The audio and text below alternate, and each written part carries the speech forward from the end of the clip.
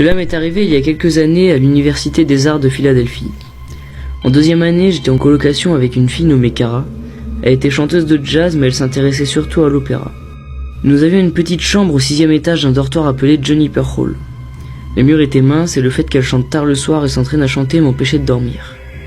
Après environ un mois de sommeil perdu, je l'ai convaincue de déplacer ses répétitions nocturnes dans un studio de musique, à un pâté de maison de l'art.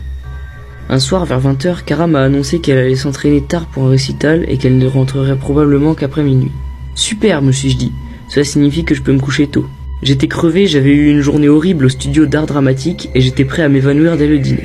Elle m'a dit bonne nuit et est partie, café et partition à la main.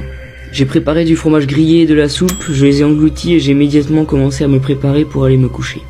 Lorsque je suis sorti de la douche, mes paupières étaient si lourdes que je pouvais à peine me brosser les dents. J'ai enfilé mon pyjama et me suis glissé dans la couchette supérieure de notre lit superposé.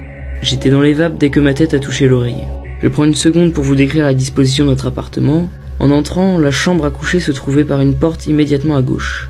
Notre salle de bain était à l'intérieur de la chambre, juste après les lits superposés.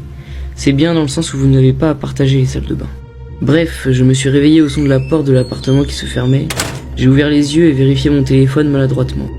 Minuit pile. Je me suis retourné et j'ai fermé les yeux. J'ai entendu Cara entrer dans la chambre et s'arrêter devant le lit superposé. Je me suis dit qu'elle vérifiait si je dormais vraiment.